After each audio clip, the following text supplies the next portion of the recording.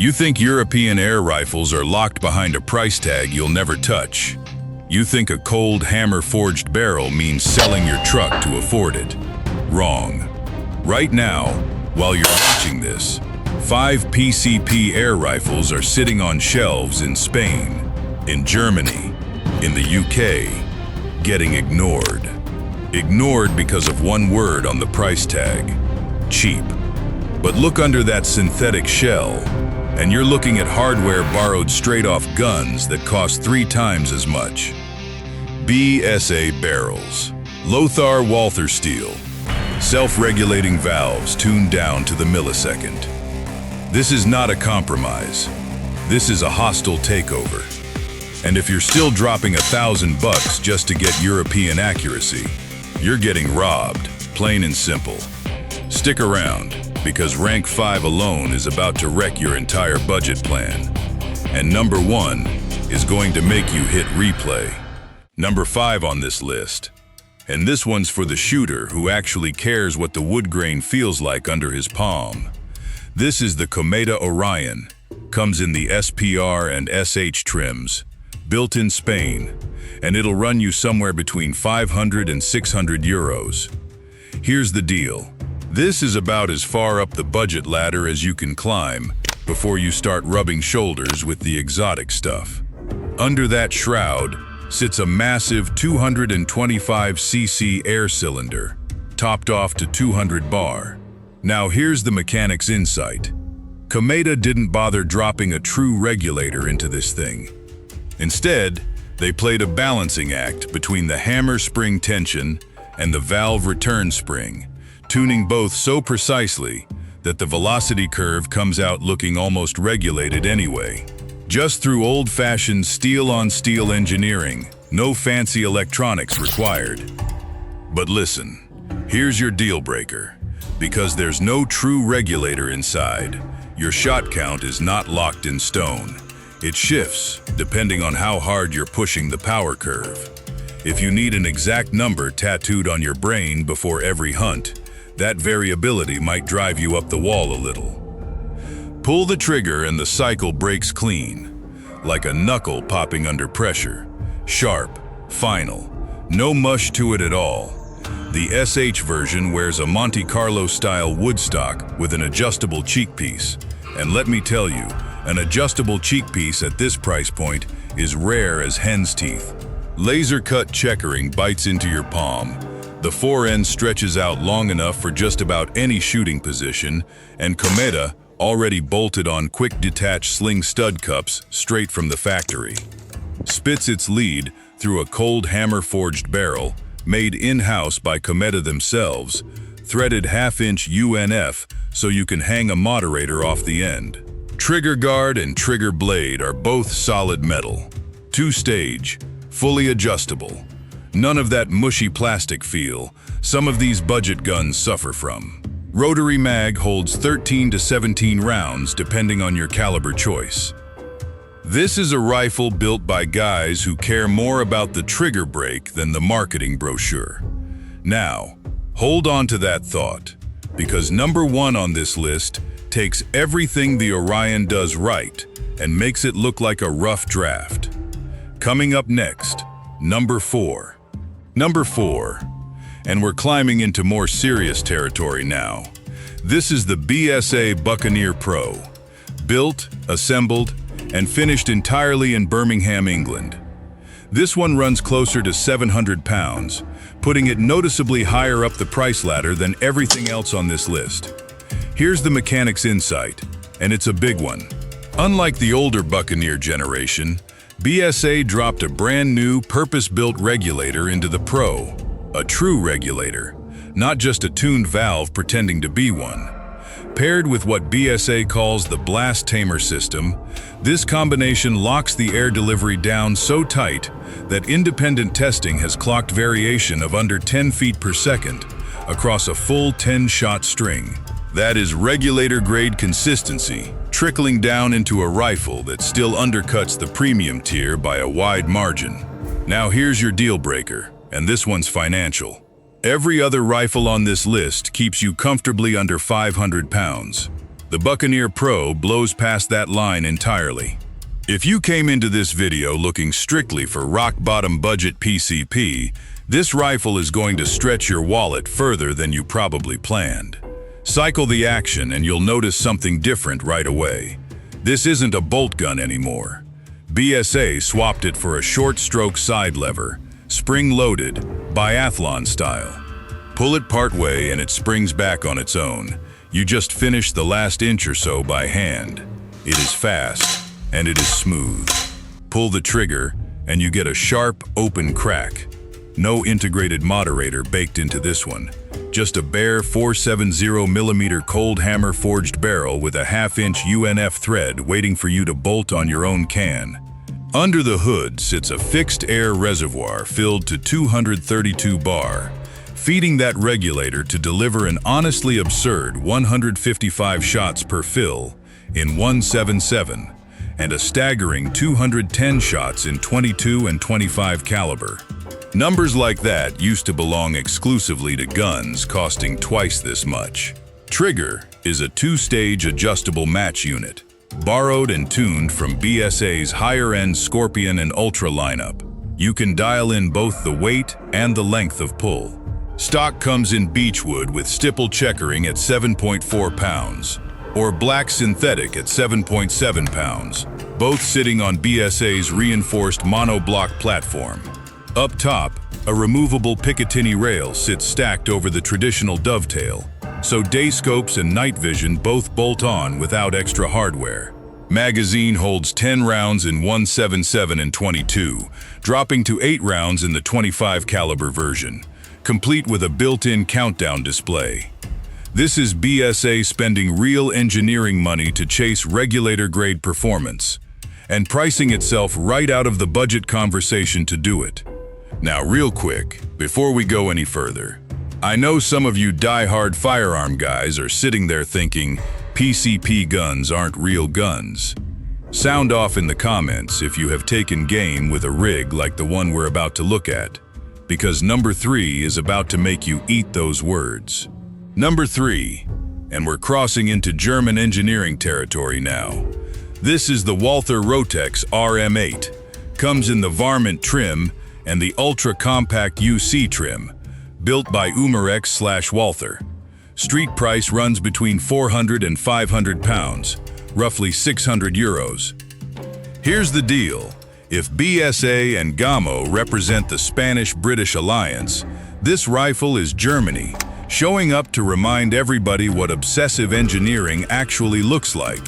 The barrel comes from Lothar Walther, widely regarded as one of the finest barrel makers on the planet. Standard RM8 runs a 500mm barrel, while the compact UC trims it down to 340. Both versions get a 12-groove choked rifling pattern, threaded 1/2-inch UNF for a moderator, because heads up, the factory muzzle brake does absolutely nothing for sound suppression on its own. Here's the mechanic's insight, and this is the big one. Unlike the Buccaneer or the Orion, the Rotex actually runs a true internal regulator, not just a tuned valve pretending to be one. That regulator operates optimally between 200 and 100 bar, meaning the gun is drawing from a pressurized cylinder that's been mechanically leveled off before it ever reaches the hammer. That's the difference between hoping your shot string stays flat and knowing it will. Now for your deal breaker. And let's rotate categories here. This one's ergonomics. That 200cc buddy bottle sitting under the action pulls the weight dramatically rearward. At 3.6 kilos for the varmint, up to 3.84 for the Woodstock version, this is not a light gun. Shouldering it for extended offhand sessions is going to test your arms if you're not used to a rear-heavy platform. Break the shot and it doesn't bark. It snaps, short and dry, like stepping on a twig buried under snow. Clean. No echo trailing behind it. Stockwork comes from Manelli in Italy, available in beechwood or all-weather synthetic on the varmint trim. Steep pistol grip, tall cheek piece, aggressive ridging replacing traditional checkering on the synthetic version for grip in wet conditions. Rotary magazine holds 8 rounds, machined from aluminum alloy instead of the plastic most budget guns settle for. And here's a nice safety touch. The mag release lever automatically slides forward and locks the moment you close the bolt, so there is zero chance of that magazine popping loose mid-hunt by accident. The carbon alloy trim of the Varmint line even throws in a carbon fiber shroud and an integrated Picatinny rail. Shot count on this one lands around 160 and 177, climbing up toward 180 and 22, numbers that put a real regulator to work. This is precision, German style, and it does not apologize for the weight. Number 2. Closer to the crown than any gun we've looked at so far. This is the Gamo GX-250, priced around £395. Now here's what makes this one special. It's the product of the marriage between Gamo of Spain and their British subsidiary, BSA. Under that shroud sits a genuine BSA cold hammer-forged barrel, machined in Birmingham, then shipped to Spain for final assembly. Choked, chambered, and crowned to standards you'd normally only find on guns costing 3 times as much. Here's the mechanic's insight on this one, and it's a subtle piece of engineering most guys overlook. That barrel choke, a slight constriction in the final few inches of the bore, reshapes the pellet's skirt right before it exits, forcing consistent contact with the rifling, regardless of tiny manufacturing variances in the ammo itself. That is why real-world groupings on this gun regularly come in under half an inch at 30 to 40 yards, especially when you're feeding it something like H and N Barracuda 8s or BSA Gold Star. Now for your deal breaker. Rotating categories again. This one's ergonomics. That turn bolt action demands a firm, full pull to the rear every single time. Get lazy with it. Don't pull it all the way back, and the rotary magazine won't index properly, leading to a failure to cock. It is not a mechanical flaw exactly, it's a technique issue, but it will bite you a few times before it clicks. Pull the trigger and this thing doesn't crack. It thuds, low and controlled, like a fist hitting a heavy bag. Nothing sharp about it. Just weight, delivered efficiently. Cylinder holds 153 cc, pressurized up to 232 bar, running through a highly tuned self-regulating valve. Dialed down under 12 foot-pounds for UK compliance, this rifle throws out 120 shots in 177, and get this, 135 shots in 22. Yeah, you heard that right. The bigger, heavier caliber actually gives you more shots per fill because it's using the expanding air more efficiently. That's not a typo, that's just how the physics works out. Stock is a thumb-hole synthetic design, fully ambidextrous, with aggressive texturing worked into the grip panels. Weighs in at 3.41 kilos before glass. Enough mass to soak up your natural wobble standing offhand, but still nimble enough to swing through brush.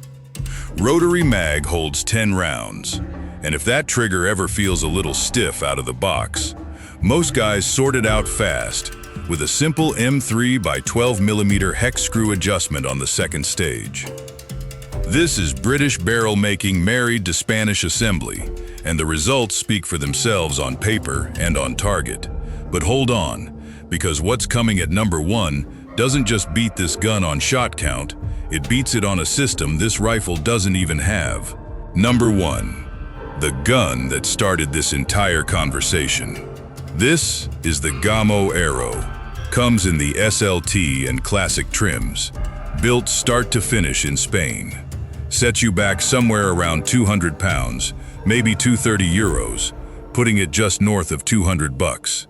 And that number right there is the whole story. Because look, the GX-250 gave you 135 shots in 22 caliber. Impressive. The Rotex RM8 gave you a true internal regulator, holding pressure steady all the way down. Also impressive. But both of those guns ask you to carry 3.5, almost 4 kilos of steel and aluminum into the field. The Arrow weighs 5 pounds. That's it. 2.27 kilos, full stop. Here's the mechanic's insight that puts this thing on the throne. Instead of a turn bolt or a side lever, Gamo built a straight pull loading system. The charging handle sits right behind the action, cycling the 10-round 10x quick dash rotary magazine in one clean motion. Ambidextrous, no wasted movement. Fewer internal linkages means fewer points of failure and a lower manufacturing cost, and that savings gets passed straight to you at the register. Pushes 177 or 22 caliber pellets downrange from a 125cc cylinder, or 128 depending on your region, and still manages 60 solid shots per fill in either caliber. For a gun this light, that shots per pound ratio has no real competition on this entire list. Break the shot and you get almost nothing back. Dead quiet, just the hammer striking home. That's the Whisper Fusion system doing its job. A dual integrated moderator that runs the air through a primary expansion chamber before stripping it further through a baffle stack. Trigger runs Gamo's CAT system, 2-stage, independently adjustable on both the take-up and the break. Not match grade, but sharper than anything else at this price point. And for the guy who wants more punch, the Arrow Classic swaps in a Beechwood stock, bumps the bottle to 140cc, and pushes output up to 40 joules.